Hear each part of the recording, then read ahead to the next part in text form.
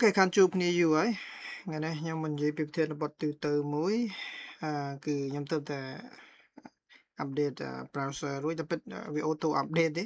set វា auto ប៉ុន្តែมันប្រកាសទៅសោះវាយើងទាំងអស់អត់ set auto update ទេ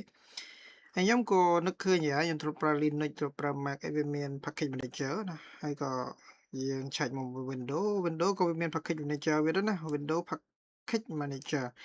ដែលយើងអាច run installation update upgrade អីតាម command line បានដែលវា support package ច្រើនមែនទែននៅក្នុងនេះគេបញ្ជាក់ថាវាលើសពី12000 package អញ្ចឹងមានន័យថា major software បើយើងដឹងមានហើយដូច browser VS Code អីចឹងណាហើយអ្នកនរអាចទៅរៀនតបាននៅក្នុង Microsoft Learn បើចង់ដឹងនេះថាតែខ្ញុំបង្ហាញយកហ្មងគឺរបៀបប្រើអត់បាក់ទេខ្ញុំបើក PowerShell មកអូខេបើក PowerShell មកខ្ញុំវាយ command winget upgrade trade អស់វា upgrade ទាំងអស់ដែលវា possible អញ្ចឹងណាយ៉ាដូចខ្ញុំអត់ត្រូវការខាច់ break អីទេខ្ញុំចង់យកតែ analytics អញ្ចឹងទៅអញ្ចឹងខ្ញុំដាក់ upgrade ទាំងអស់ទៅហើយវាដូចតែ Linux ដូចតែអីដែរទេអញ្ចឹងវា run មក yes គឺវាឲ្យយើង confirm yes no តែពិតកន្លែងនេះមានកន្លែង confirm yes មួយអញ្ចឹងណាហើយទៅ prove អញ្ចឹងទៅអូខេអញ្ចឹងទៅពង download ខ្លះពង download អត់ទាន់ចប់ខ្លះចប់ហើយ